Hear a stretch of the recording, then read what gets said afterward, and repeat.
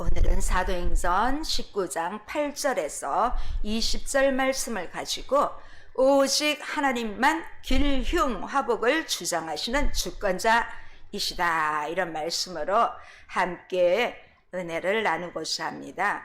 오늘 본문은 이 에베소에서 행한 바울의 말씀 사역에 대해서 소개하고 있습니다.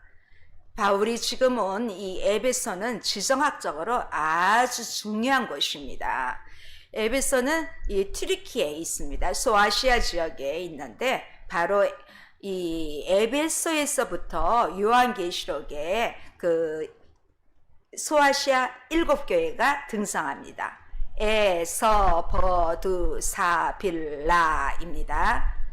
앞에 글자입니다. 저는 에사빌라는 가봤습니다. 에베소 가봤다는 말이지요. 사빌라, 근데 서보두를 못 가봤습니다. 언젠가 가고 싶습니다. 에사빌라만 가봤습니다. 바울의 설교는 언제나 유대인이 모이는 회당 중심으로 이루어졌습니다. 왜냐하면 바울이 유대 동족을 너무 사랑했습니다. 그리고 전도 전략에도 이방인보다는 아무래도 동족이 더 유리하지요. 자, 우리가 읽었던 8절 다시 한번 보시겠습니다. 바울이 회당에 들어가 석 달 동안 담대히 하나님 나라에 관하여 강론하며 권면하되. 자, 에베소에 도착한 바울이 이제 관례에 따라서 유대인 회당에 들어갑니다. 회당에 들어가서 얼마 동안 말씀을 강론했다고요? 석 달 동안, 3개월 동안 말씀을 전합니다. 에베소는 바울이 처음으로 방문한 곳은 아닙니다. 지금 몇 차 여행 중이죠? 3차 여행 중입니다. 2차 여행 끝나갈 무렵에 바로 이곳 에베소에서 들려가시고 이 유대인 회당에서 이미 접촉이 한번 있었습니다. 그때 에베소인들이 바울이 떠나고자 할 때 더 머물기를 간청한 바로 그것입니다. 그들은 바울이 전하는 그리스도의 복음에 대한 가르침에 호감을 가지고 있었습니다. 2차에는 아주 좋은 호감을 가졌어요. 지금 일단 3차에도 일단은 좋은 호감을 가지고 있습니다. 그래서 이 2차에 이어서 3차에 지금은 이렇게 평행선을 이루고 있습니다. 에베소 회당에서 일단 지금 석 달 동안 계속적으로 담대하게 메시지를 전했다는 것은 호전적인 거죠. 좋은 것이지요. 이 바울에게 아주 호의적이었던 것이지요. 그러면서 바울은 회당에서 담대하게 하나님 나라에 관해서 강론하면서 권면했습니다. 여기 권면하되, 제가 좀 빨간 글씨로 줄쳐놨죠. 이 권면하되 단어를 볼 때 바울이 하나님 나라에 대해서 가르치면서 이 에베소 유대인들이 진리를 받아들이도록 아주 많은 노력을 했다는 것을 보여주고 있습니다. 또 반면에 왜 그렇게까지 했냐면 바울이 계속적으로 그들을 강론하면서 이 권면해야 할 정도로 그들의 마음이 2차 때와 달리 비록 호전적이지만 쉽게 다 마음문을 열지 않았다는 것입니다. 계속 접촉했다는 것입니다. 이 바울이 전도여행 다닐 때마다 이 동족이 같은 유대인이 유대인에게 메시지 전하면 쉽게 받아들일 수 있는데, 오히려 이 유대인들이, 대자주스의 유대인들이 바울의 복음을 그렇게 쉽게 받아들이지 않았습니다. 오늘 이 바울이 회당마다 가는 곳마다 전하는 메시지는 무엇인가요? 바로 하나님 나라입니다. 이 하나님 나라에 대한 메시지입니다. 이 하나님 나라는 성경이 제시하는 가장 궁극적이고 역동적인 비전입니다. 바로 이 하나님 나라가 전도의 핵심 주제입니다. 진리 요한도 그랬고 예수님도 그랬고, 회개하라, 천국이 하나님 나라와 가까이 왔느니라, 그렇게 복음을 전했습니다. 이 가르침의 내용은 사실은 유대인들이 이 하나님 나라 메시아를 그토록 기다렸던 것입니다. 그런데 하나님의 약속대로 구약에서 예언한 메시아이신 예수 그리스도로 인하여 이미 이루어졌고 또 이루어지고 가고 있는 그런 메시지입니다. 이 에베소에서 진행된 바울의 말씀 사역은 이 3개월 동안 열심히 했지만 그렇게 성공하지는 못한 것으로 보입니다. 우리 앞서 보았던 9절, 10절 보면 이 3개월 동안 바울의 가르침을 받았던 이 에베소의 그 유대인들 중에 일부 사람들의 반응이 나타납니다. 어떤 사람들, 어떤 반응이 나타납니까? 마음이 굳어 순종하지 않고 무리 앞에서 이 돌을 비방한다. 그들의 지금 같은 동족의 반응입니다. 어떤 사람들은 마음이 굳어 순종하지 않았다는 것은 별로 반응이 좋지 않았다는 것입니다.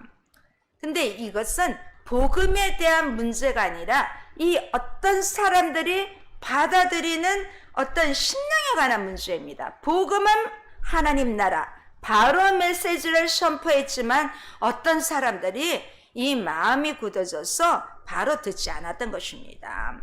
마음이 굳어져서 순종하지 않았다. 이 말은 처음에는 이 마음이 굳어 순종하지 않아서 여기까지만 해도 그래도 좀 바울에게 어떤 계속적으로 전해야 할 메시지가 있다고 볼 수 있는데 무리들 앞에서 이 돌을 비방까지 하는 거예요. 완전 회방을 하는 것입니다. 자, 여기 보면 그 마음이 굳어 이 말 있죠. 굳어졌다는 표현은 이 출애굽기에서 이스라엘 백성들이 하나님 앞에서 아주 마음을 완악하게 했던 것, 그때 쓰는 그런 표현입니다. 그리고 또 바로가 마음을 완악하게 하게 해서 이 열 재앙이, 마지막 재앙이 이르기까지 이 굳어졌어, 완악해졌어 이 이스라엘 백성들을 보내주지 않았습니다. 이 복음의 말씀이 이들에게는 들리지도 않고 거부했고 결국은 비방, 회방하는 데까지 나아간 것입니다. 그래서 바울이 어떻게 합니까? 그들을 떠나서 제자들을 따로 세웁니다. 제자들을 따로 세웁니다. 그리고 두란노 서원에서 날마다 강론합니다. 그래서 바울은 이제 처음에 해당에서 몇 개월 있었지요? 3개월 있었지요? 3개월에 있었고 또 두란노 서원에서 2년을 사역했는데 전체적으로 이 에베소에서 3년 정도 사역을 했습니다. 바울이 1, 2, 3차 전도 여행을 하면서 이 에베소에서 3년이라는 그런 많이 머문 것은 한 도시에서 가장 오래 머문 곳입니다. 자, 저도 여기 가봤던 곳인데, 이제 이 에베소 다음으로 오래 머문 것이 우리가 18장에서 본 고린도입니다. 고린도에는 딱 1년 6개월을, 그것도 긴 건데, 이 에베소에서는 무려 3년을 머물렀습니다. 이 3년 동안 머물렀다고 생각하면, 바울이 여기에 너무 복음의 열매가 많이 나왔어. 이렇게 3년이나 머물렀나 보다 아주 성공적이었다. 이렇게 생각될 수 있지만, 뜻밖의 이 바울이 에베소에 오래 머물러야 했던 것은 앞에 이유처럼 막 유대인들이 같은 동족이 회방하고 비방하기 때문에 어쩌면 그들을 조금 더 설득해서 그들에게 하나님 나라의 메시지를 선포하기 위해서 더 머물러 있지 않았나, 그렇게 저는 봅니다. 에베소는 처음에는 괜찮다가 2차 때까지만 해도 가지 말고 우리랑 좀 더 있으면서 우리에게 복음을 전해달라 했는데 이 3차에 와서는 그들의 마음이 굳어져서 비방하고 이렇게 됐기 때문에 어쩌면 이 고린도보다 더 바울을 반대하고 죽이려고 하고 그런 계획을 세웠던 것으로 보입니다. 그럼에도 불구하고 이 바울이 왜 에베소에 이렇게 오랫동안 머물렀을까 생각해 봅니다. 이 에베소에는 그 아데미 왕국이라고 별명이 불릴 정도로 큰 이 아데미 여신을 섬기는 엄청난 신전이 에베소에 위치하고 있습니다. 제가 지난번에 아테네 나왔을 때 말씀드린 것처럼 아테네에서는 파르테논 신전이 유명합니다. 그런데 이 파르테논 신전도 엄청 크는데 이 에베소의 아데미 신전은 훨씬 더 크다는 것입니다. 그런데 여기 이 아데미 여신을 섬기는 신전에는 수천 명의 성전의 창기들이 있고 우상을 섬기는 제사장들이 있고 또 거기에서 붙어서 장사하고 먹고 사는 사람들이 엄청 많았습니다.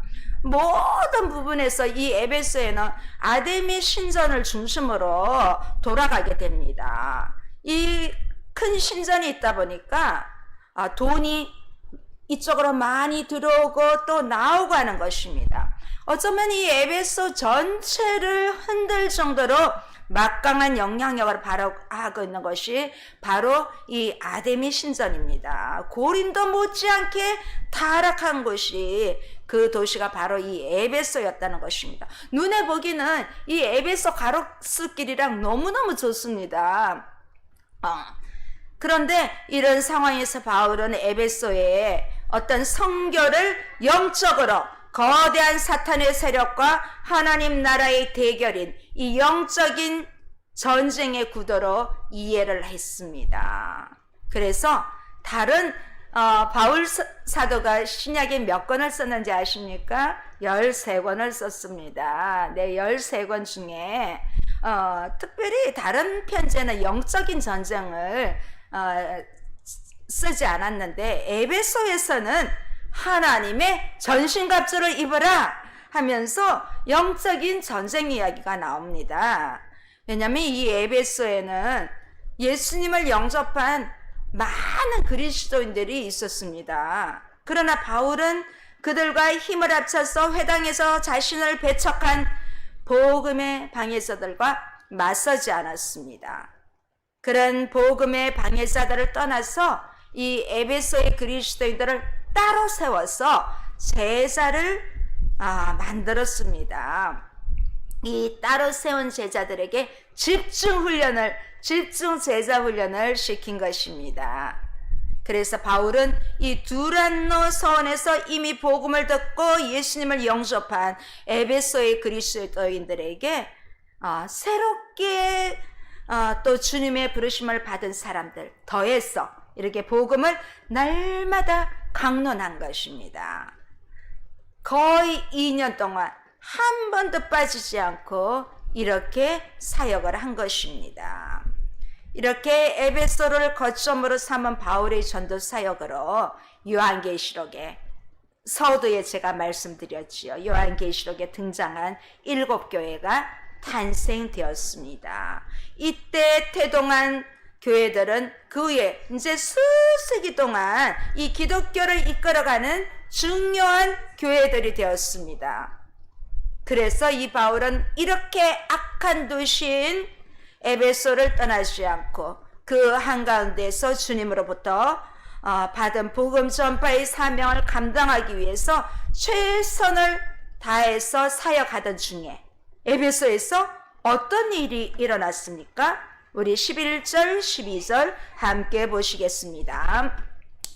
하나님이 바울의 손으로 놀라운 능력을 행하게 하시니 심지어 사람들이 바울의 몸에서 손수건이나 앞치마를 가져다가 병든 사람에게 얹으며 그 병이 떠나가 악기도 나가더라. 자, 11절의 주어가 하나님이 바울의 손으로. 누가 주어입니까? 바울이 아니라 하나님이 주인공입니다. 주어가 하나님입니다. 주어. 바울이 주어가 아니라 하나님이 주어입니다.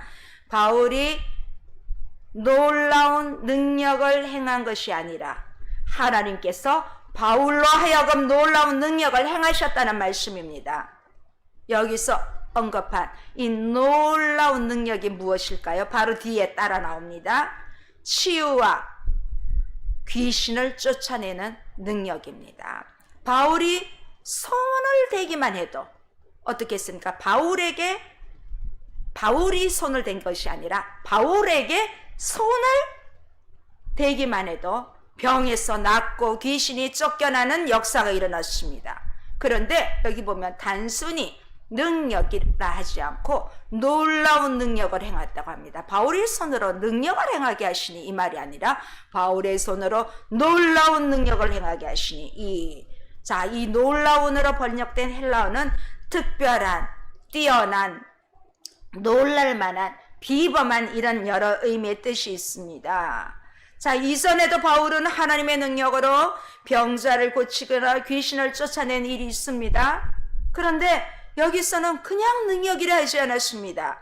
특별한 능력, 비범한 능력이란 단어를 더 붙였습니다. 왜 붙였을까 한번 생각해 보았습니다.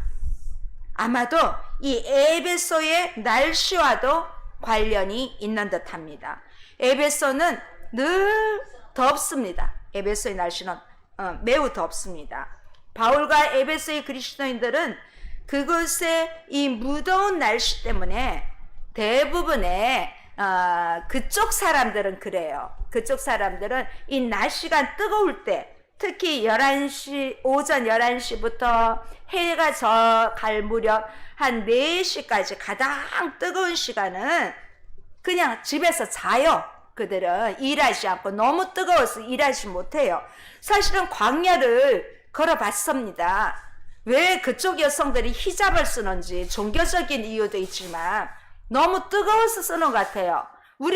저희도 같이 갔을 때 종교적인 이유가 아니라 뜨거워서 스카프를 머리에 둘렀던 생각이 납니다. 그래서 이 잠자는 시간에 특별히 세운 제자들을 이 두란노 서원에서 예배드리면서 하나님의 말씀을 공부시키면서 훈련했다는 것입니다. 그런데 바울의 업이 무엇입니까? 텐트메이커, 천막 제조업자 아닙니까? 이 천막을 치는 기술자였던 바울은 이 외의 시간, 말씀을 강론하는 특별한 사람들에게 제자훈련을 시키는 시간 이외에는 생계와 이 사익에 쓸 돈을 마련한 것입니다. 그래서 이 천막 제조업을 한 것이에요. 어떻게 알 수 있냐고요? 우리 12절 봤잖아요. 손수건, 앞치마.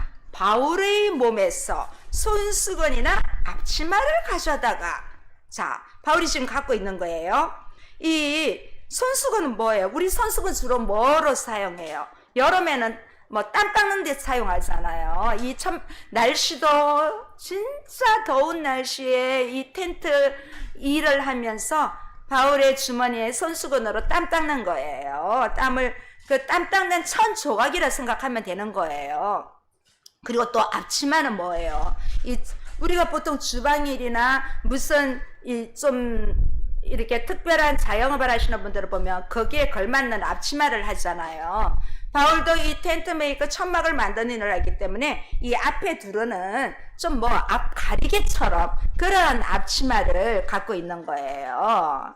자, 바울은 에베소에서도 이렇게 열심히 천막 만드는 일을 하고 있었다는 것을 이 손수건과 앞치마를 통해서 알 수 있습니다. 그런데 놀라운 것은 이 사람들이 바울이 땀 닦는 손수건이나 또 작업용 앞치마를 가져다가 병자에게 얹으니 병이 떠나고 귀신이 쫓겨났다는 것입니다. 그러니까 그냥 능력이 아니라 놀라운 능력, 확실한 능력, 비범한 능력이라는 것입니다. 우리가 앞서 사도 베드로도 보았지요. 사도행전 5장에 보면 사람들은 몸을 움직일 수 없을 정도로 많은 중환자들을 거리로 데리고 나와서 이 침상과 깔판 위에 눕혀놓고 베드로가 지나가기만 했는데 다 병이 낫는 일이 일어났습니다. 그냥 베드로는 지나갔습니다. 베드로의 그림자만 덮여도 병이 낫고 귀신이 떠나는 역사가 일어났습니다. 무슨 베드로의 그림자의 능력이 있습니까? 아닙니다.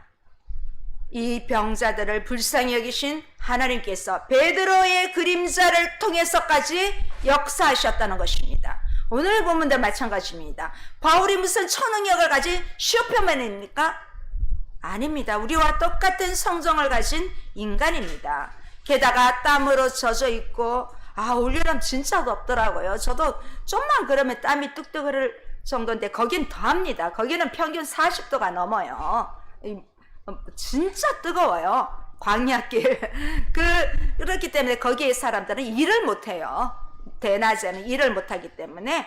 그럼에도 불구하고 바울은 남들이 잘 때 제자들에게 훈련시키고 말씀 하나님의 나라를 선포하고 메시지 전달하고 그 나머지 일은 열심히 땀 흘려가면서 일을 했다는 것입니다. 그런데 일하면서 온갖 흙과 먼지도 묻을 거 아니에요. 그런데 이 땀 닦는 손수건과 자금용 앞치마를 지저분하기도 하겠죠. 먼지가 막 들잖아요. 천막 치면 이게 먼지들이 왔다 가니까. 그런데도 그것을 만지고 얹자마자 귀신이 떠나고 병이 낫는 역사가 일어났다는 것입니다. 사실은 이 바울의 손수건과 앞치마는 아무것도 아닙니다. 썩어 버릴 것입니다. 그런데 하나님은 바울의 손수건과 앞치마를 통해서도 하나님의 역사가 일어났다는 것입니다. 그러니까 여기에서는 아주 특별한 능력이고 비범한 능력이라는 것입니다. 오늘 이 사도행전의 저자 누가는 성령께서 바울을 통해 에베소 시민들을 돌보셨다는 것을 강조하면서 에베소를 지배하는 두 악한 정서가 있어요. 뭔지 압니까? 마술 그리고 아데미 신적 중에 오늘 본문에는 이 특히 마술에 대해서 먼저 이야기를 하고 있습니다. 우리 13절 한번 보시겠습니다. 이에 돌아다니며 마술하는 유대인들이 시험 삼아 악귀 들린 자들에게 주 예수의 이름을 불러 말하되 내가 바울이 전파하는 예수를 의지하여 너희에게 명하노라 하더라. 이 돌아다니며 마술하는 유대인들은 이 좀 헬라어 원문에 봤을 때는 이 마술보다는 약간 무당기 있는 무당을 의미합니다. 그 유대 역사가 대표적인 사람이 요세푸스가 있습니다. 이 요세푸스의 기록을 보면 어떤 특정한 사람의 이름을 빌어서 악령을 물리치는 무당들은 이 구약시대 솔로몬 시대부터 시작되었다고 합니다. 이 솔로몬이 처음엔 잘했지만 나중에는 뭐 부인이 워낙 많다 보니까 이방의 우상들을 다 갖고 왔지 않습니까? 거기에는 아마 마술도 왔을 것입니다. 그래서 그 무당적인 그런 것들이 있습니다. 그래서 우연한 기회에 이 지혜에 뛰어난 솔로몬을 알지 않습니까? 이 사람들은 구약을 중시 여기는 사람들이기 때문에 이 솔로몬의 이름으로 특히 지혜의 사람 솔로몬이지 않습니까? 솔로몬의 이름으로 귀신을 쫓아냈는데 귀신이 나갔다는 것입니다. 그러니까 이 주술가들이 이 무당을로 인하여 주술한 사람들이 솔로몬의 이름을 했는데 효과가 있네 하면서 유대인들 가운데는 솔로몬의 이름으로 무당직을 하는 사람들이 많이 있었다고 합니다.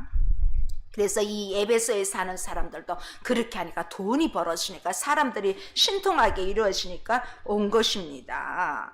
자, 그런데 이 무당들이 누군지 아십니까? 이방인들이 아니라 에베소에 있는 유대인들이 그렇게 하고 있습니다. 쉽게 말하면 예수님 믿는다는 사람들이 그렇게 하고 있다는 것입니다. 자, 그들은 바울이 에베소에서 예수님의 이름으로 귀신을 쫓아내는 것을 보고 이제는 솔로몬의 이름으로 하다가 누구의 흉내를 냅니까? 바울의 흉내를 내는 것입니다. 바울의 흉내를 내고 있어요. 자, 바울이 악한 영들에게 내가 바울이 전파하는 예수를 의지하여 너희에게 명하노라. 이렇게 바울의 이름을 전에는 솔로몬의 이름을 빌렸는데 지금은 그들이 바울이 막 병자가 낫고 귀신이 쫓겨나는 것을 보니까 바울의 이름으로 전파하고 있습니다.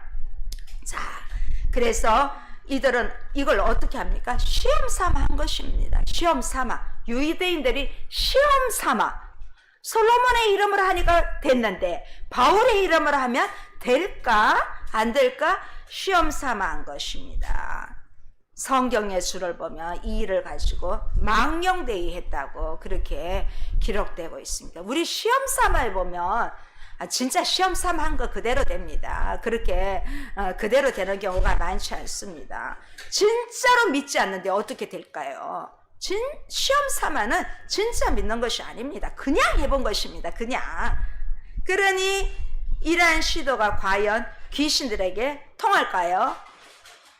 14장 한번 보시겠습니다. 유대의 한 제사장 스게와의 7 아들도 이 일을 행하더니, 자, 여기 제사장 스게와 나오죠? 그런데 헬라어 원문에는 제사장이 아니라 하나밖에 없는 대제사장으로 되어 있습니다. 그런데 이 유대인의 어떤 기록에도 대제사장 이름 중에 스게와라는 이름은 없다고 합니다. 아마도 이 유대인 무당이었던 스게와라는 사람이 자기의 권위와 이름을 좀 더 높이기 위해서 예루살렘으로부터 멀리, 예루살렘에서는 다 아니까 예루살렘으로부터 떨어진 이 에베소에 와가지고 내가 대제사장이다 하면서 거짓 선동을 했다고 그렇게 봅니다. 자, 구약 율법에 의하면 무당들은 다 죽이라고 되어 있습니다. 그런데 유대인 대제사장이 무당이라면 말이 됩니까? 그러니까 결국은 이 스게와는 가짜였습니다. 그런데 그의 아들이 몇 명 있다? 7 아들이 있는데, 아니, 이 아들 7명도 다 무당인 것입니다. 그들 역시 이 바울이 전한 예수님의 이름을 주문 삼아서 귀신을 다루려고 이 스게와뿐만 아니라 이 7 아들도 이 일을 행한 것입니다. 그러자 어떻게 됩니까? 15절 16절 우리 한번 보시겠습니다. 악귀가 대답하여 이르되 내가 예수도 알고 바울도 알거니와 너희는 누구냐 하며 악귀 들린 사람이 그들에게 뛰어올라 눌러 이기니 그들이 상하여 벗은 몸으로 그 집에서 도망하는지라. 사복음서 중에 마가복음 1장에 보고, 마가복음은 사복음서 중에 첫 장부터 예수님의 이적과 표적이 나옵니다. 이 가버나움 회당에 귀신 들린 사람이 있었는데 이 귀신이 예수님을 만나는 순간 바로 예수님을 알아보고 하나님의 거룩한 자라고 외쳤습니다. 우리가 앞서 본 사도행전 16장에 나오는 이 빌립보에 귀신 들린 사람도 여종이 있지 않습니까? 그때 바울 일행이 왔을 때 보자마자 이 사람들은 지극히 높으신 하나님의 종으로서 구원의 길을 너희에게 전하는 자라고 그렇게 알아보았습니다. 이 귀신은 영적인 존재입니다. 그래서 사실 우리 눈에도 잘 보이지 않지만 느낌으로 알 수 있습니다. 자, 이 영적인 존재인 귀신들은 예수님, 성자 하나님이신 예수님과 또 그뿐만 아니라 예수님의 복음을 전하는 사도들을 알아보았습니다. 그래서 그들은 예수님께 감히 자기들이 맞설 수 없다는 것을 너무나 잘 알고 예수님께 굴복했습니다. 오늘 본문의 귀신 역시 누구도 안다? 예수도 알고 바울도 안다. 그런데 뒷말이 뭡니까? 너희는 누구냐? 이 말이 좀 여러분 한번 생각해 보십시오. 뭘까요? 너희는 누구냐? 귀신이 이 스게와와 7 아들들에게 너희는 누구냐 묻습니다. 이 말은 내가 너희가 누군지 모른다 이 말입니까? 너희가 누군지 모른다 이 말이 아니라 너희는 예수와 상관없는 사람들 아니냐 이 말인 것입니다. 이 스게와와 이 7 아들들이 예수님을 믿지도 않으면서 단지 예수의 이름으로 주문만 중얼중얼거리면서 이용하고 있음이 그러한 사실을 귀신이 알았다는 것입니다. 자, 그래서 어떻게 합니까? 이 악귀의 질문에 답하지 못하는 자들을 향해서 어떻게 합니까? 성경 볼까요? 악귀 들린 사람이 그들에게 뛰어올라 눌러 이겼다 졌다? 이겼다고 합니다. 자, 구체적으로 그 사실이 기록되어 있습니다. 악귀 들린 사람은 몇 사람이에요? 한 사람. 그런데 스게와의 아들들은 몇 명이죠? 7명. 그러면 우리가 상식적으로 생각할 때는 한 명에게 7명이 달려다면 반드시 이겨야 되는 거 아닙니까? 싸움할 때 아무리 한 명이 강해도 7명이 달려들면 그 한 명이 넉다운 되지요. 그런데 오늘 여기는 귀신 들린 한 사람이 스게와의 7 아들들에게 점프해서 뛰어서 완전 눌러 엎드려 버립니다. 그리고 그들에게 옷을 다 찢어버리면서 그 힘으로 제압했습니다. 원래 이 귀신 들린 사람들이 힘이 셉니다. 자, 이러한 모든 상황을 종합해 볼 때 이 귀신 들린 사람이 스게와의 7 아들들에게 마치 표범이 먹이를 낚아채듯이 달려들어서 그들을 완전히 지배하여 상하게 함으로써 이 스게와의 7 아들의 완전한 패배로 이 사건의 막이 내렸음을 알 수 있습니다. 이 스게와의 7 아들들이 할 수 있는 길은 이제는 도망가는 길밖에 없습니다. 그들이 살아야 되지 않습니까? 생명을 부지하기 위해서는 남은 힘, 젖먹던 힘을 다해서 도망가는 것밖에 없습니다. 그래서 뭐라고 합니까? 벗은 몸으로 그 집에서 도망한 것은 이들이 얼마나 목숨의 위협을 느꼈는지 심각한 상황을 암시해 주고 있습니다. 그런데 놀랍게도 이 사건을 통해서 그렇게 비방하던 사람들이 이제는 더 많은 사람들이 주님께 돌아오고 주님을 경외하는 역사가 일어납니다. 우리 17절 18절 말씀 보시겠습니다. 에베소에 사는 유대인과 헬라인들이 다 이 일을 알고 두려워하며 주 예수의 이름을 높이고 믿은 사람들이 많이 와서 자복하여 행한 일을 알리며, 자, 이 에베소에는 아주 엄청난 위엄을 자랑하는 아데미 신전이 자리 잡고 있어서 온갖 미신이 판을 치던 이 에베소에는 어떤 이름이나 주문이 신통한 능력을 일으킨다거나 이 유용하다는 소문만 나면 모든 사람들이 솔로몬의 이름으로 하니까 되더라, 또 무슨 이름으로 하니까 되더라, 바울 보니까 예수의 이름으로 되더라, 무슨 이름이든지 주문을 다 부르거나 외우는 것이 유행하는 그런 곳입니다. 이 용하다는 소문만 들으면 다 따라합니다. 그러나 바울이 전한 예수 그리스도께서는 병자도 고치고 귀신도 쫓아내는 능력이 있지만 믿음이 없이 단순히 그 이름만 주문처럼 이용할 때는 오히려 이 스게와의 7 아들처럼 화를 입게 된다는 것입니다. 이것을 그때 있었던 사람들이 다 보았습니다. 이 눈으로 확인한 에베소 사람들은 예수는 다른 분이구나, 이 예수님은 우리가 믿어야 할 분이구나, 이제서야 진심으로 경외하며 찬양하게 되었습니다. 이렇게 에베소를 2번째 다시 찾은 바울이 복음을 전하고 가르치기 시작한 지 최소 2년 이상 지났을 때 이런 일이 일어났습니다. 그래서 에베소에는 매일매일 들었는 소원에서 모이는 그리스도인들 외에도 이 바울이 에베소에 와서 복음을 듣고 예수님을 믿은 사람들이 많이 있었습니다. 그들 가운데 많은 사람들이 이제 바울을 찾아와 자신의 죄를 자복하며 회개하는 그러한 일들이 일어나고 있습니다. 막연하게 예수의 이름을, 주님의 이름을 이 스게와와 그의 7 아들은 사용해봤지만 안 되었습니다. 주님과의 인격적인 관계를 맺지 않으면 되지 않는 것입니다. 그리고 더 놀라운 일이 일어났습니다. 오늘 마지막 말씀 19절 20절 한번 보시겠습니다. 또 마술을 행하던 많은 사람이 그 책을 모아 가지고 와서 모든 사람 앞에서 불사르니 그 책값을 계산한 즉 은 5만이나 되더라. 이와 같이 주의 말씀이 힘이 있어 흥왕하여 세력을 얻으니라.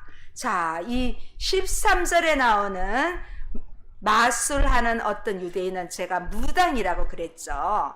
그런데 오늘 19절에 나오는 마술을 행하는 사람은 좀 마법사를 좀 말하고 있습니다. 그래서 아이들이 좋아하는 오즈의 마법사처럼 이 마법사, 사실은 진짜 마법이 아니라 이 눈속임으로 사람들에게 호기심을 자극하면서 자신들이 마치 사람의 운명을 알고 그 사람의 운명을 바꿔줄 수 있는 것처럼 사람들을 현혹합니다. 사람들은 이런 데 잘 속습니다. 그래서 지나가다가도 무슨 이렇게 운세 봐주고 그러면 사람들이 관심을 갖잖아요. 심지어 신문에도 보면 오늘의 운세 그거 꼭 한번 보는 사람들이 있지요. 그것처럼 요즘 말로 하면 뭐 좀 점쟁이 같은 그런 사람들입니다. 점성술사. 네, 그 당시에 점성술사 이런 사람들입니다. 그런데 놀랍게도 그런 마법사들이 그동안 애지중지하며 사용하던 마법책을 가지고 와서 사람들이 보는 앞에서 공개적으로 불을 태워버립니다. 놀라운 일입니다. 그렇게 처음에는 3차에 에베소에 왔을 때는 사람들이 복음을 받아들이는 것 같지만 그들이 받아들이지 않아서 바울이 따로 제자들을 세워서 두란노 손에서 훈련하면서 그랬는데 이제 변화가 된 것입니다. 스게와에 있었던 일, 아들들의 일을 보고 이들이 변화된 것입니다. 그랬더니 자기의 밥줄을 다 내려놓습니다. 베드로가 배를 던져버리고 예수님을 쫓았습니다. 자기 밥줄을 다 던졌습니다. 이 사람들 점치는 이 책자 이거 다 사람들이 공개적으로 보는 앞에서 불에 태웠다는 것은 얼마나 놀라운 일인지 모릅니다. 왜냐하면 이들에게는 필수 사료입니다.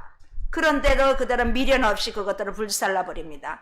왜냐하면 내가 마음으로 믿는다 그러면 또 변할 수 있을까봐 나는 이제부터 마법을 하지 않겠다는 결심만 한 것이 아니라 행동으로 다 불태워버림으로써 정말 다 끊어버렸습니다. 다시는 돌아가지 않겠다고 길을 다 막아버린 것입니다. 이 바울의 사역과 시계와의 7 아들 사건을 통해서 살아계신 하나님의 능력을 확실히 보게 된 이 에베소의 사람들은 그동안 자신들이 이 해온 일이 특히 이 점술가들 이들이 바울을 보면서 얼마나 정말 우리가 해온 일이 무익한 일인가, 사람들에게 얼마나 속임수로 그들의 인생을 말했는가, 얼마나 헛되게 살았는가, 얼마나 내가 악한 일을 했는가 뉘우치면서 주님을 향해 분명히 돌아선 것입니다. 이 사람들이 책값을 계산했다고 나오는데 거기 있던 사람들이 다 놀라서 돈을 한번 따져보자 했죠. 그랬더니 이 돈이 얼마인지 계산해 본 것입니다. 정말 이 사건이 얼마나 놀라운지 마법사들이 들고 나온 이 양피지나 파피루스로 만들어진 이 마법 책값을 사람들이 함께 일일이 거기 나온 책을 갖고 온 사람들 모두 더해본 결과 은 5만이라고 합니다. 은 5만이라고 했는데 이제 얼추 은 5만 정도로 추정한 것으로 성경은 기록하고 있습니다. 그렇게 다 더해볼 정도로 충격적인 사건입니다. 원래 이제 이 은 5만이 원래는 드라크마라고 되어 있습니다. 이 당시 은일화 드라크마는 하루 장정 한 사람의 품삯이었습니다. 뭐 데나리온이라고도 쓰고 드라크마라고도 쓰고 은이라고도 쓰고 은화도 씁니다. 이게 다 쉽게 말하면 1은화, 1드라크마, 1데나리온은 이 한 사람의 장정 한 사람의 품값이라고 생각하면 됩니다. 이 1드라크마가 하루치 품삯에 해당하는 은전이었습니다. 그러니까 은화 5만이면 5만 드라크마라면 한 사람이 몇 번 일을 해야 합니까? 5만 일을 5만 가지 일을 해야 하는 액수입니다. 1년에 대충 한 5만 달러를 번다고 하면 얼마 정도 될까요? 그러면 한 800달러 정도? 지금 돈으로 하면 거의 한 1000만 달러 이 정도로 이렇게 생각할 수 있습니다. 그냥 작게 추정해도 그 정도 되는 것이에요. 이렇게 엄청난 액수의 이 마법 책들, 그들의 생명줄과 같은 베드로의 배와 같은 그러한 생업을 미련 없이 비싼데도 다 태워버렸습니다. 그들이 책값을 계산한 것은 아까워서 계산했을까요? 그렇게 비싼 것임에도 불구하고 아낌없이 다 태워버리는 결단을 보여주기 위한 모습으로 계산과 함께 그 책자들을 다 불사른 것입니다. 그들은 살아계신 하나님의 능력을 확인함으로써 그동안 자신들이 얼마나 헛되게 인생을 살았는지, 이 마법을 통하여 많은 사람들에게 돈을 착취하고 그들에게 때로는 맞은 적도 있겠지요. 그렇지만 거짓된 예언도 했지 않겠습니까? 그러한 모든 것을 회개하는 마음으로 다 태워버린 것입니다. 이 에베소는 우상과 타락과 미신의 도시, 이 에베소에서 일어난 이 생명의 역사가 바울 개인의 능력이 아니라 바울이 전한 주님의 말씀이 힘이 있기 때문에 여기에서 분명히 보여주고 있습니다. 동시에 주님의 말씀이 흥왕했다고 마지막 말씀으로 20절 마무리하고 있습니다. 이 막강해 보이는 그 힘이라도 결국 하나님 나라 메시지 앞에서는 다 허무하게 없어진다는 것입니다. 모든 힘의 근원은 전능하시고 영원하신 하나님이시기 때문입니다. 그러므로 우리는 우리에게 가장 강한 것인 하나님의 말씀을 붙들어야 합니다. 바울에게 능력이 나간 것은 바울이 주님의 말씀을 힘을 얻고 믿었기 때문에 가능했습니다. 그러한 이 바울의 영향력은 지금도 2000년이 지났지만 대부분의 사람들 중에, 특히 목회자들은 성경의 인물 중에 누구를 가장 좋아합니까? 그러면 거의 반 이상의, 반도 됩니다, 바울이라고 합니다. 저도 전도사 시치 받을 때 성경에서 누구를 가장 좋아합니까? 할 때, 오래전 전도사 시치 받을 때 바울입니다, 사도 바울입니다 했던 기억이 납니다. 그래서 미국에는 바울이라는 이름이 많지 않습니까? 바울이라는 이름이 바울처럼 살아라고 그런 이름을 짓고 있습니다. 우리 가운데 저를 비롯해서 지금 한 치 앞도 내다보지 못하는 정말 칠흑 같은 어둠 속에 걸어가고 있습니까? 때로는 숨쉬기조차 고통스러운 절망이 내 안에 있습니까? 나에게 버릴 것이 무엇인가 한번 생각해 보십시오. 여기에 점성술사들은 그들의 직업줄, 생명줄, 모든 책자를 다 버렸습니다. 나에게 버릴 5만원 없습니까? 한번 나를 둘러봅시다. 이 5만을 꼭 쥐고 있지는 않습니까? 이걸 내려놓을 때 하나님은 역사하십니다. 우리가 의지할 것은 결국 사람이 아닙니다. 우리의 믿음의 대상자는 오직 하나님이십니다. 우리는 말씀을 통하여 하나님의 소리를 들을 수 있습니다. 그런데 이 말씀을 머리로만 아는 것에 그치는 것이 아니라 우리가 말씀 안에서 이 책자를 다 불을 태워야 됩니다. 태울 때 하나님은 나의 지금 이 어려운 상황을 바울처럼 역사하신다는 것입니다. 이 점술가들이 돌아온 것처럼 그들의 생명 같은 것 모든 것을 책자를 태워버릴 때 하나님은 우리를 사용하신다는 것입니다. 오직 하나님만 길흉화복을 주장하시는 주권자이십니다.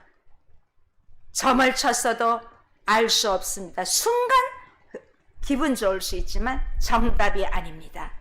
우리 하나님만 기륭화복을 주장하십니다. 내 안에 있는 이 은5만만큼에 있는 그러한 책자들을 다 태우시다. 이번 한 주 동안 내 안에 있는 그러한 것들을 태움으로써 오직 하나님이 주인이 되셔서 우리를 사용하여 주실 줄 믿습니다. 기도하시겠습니다.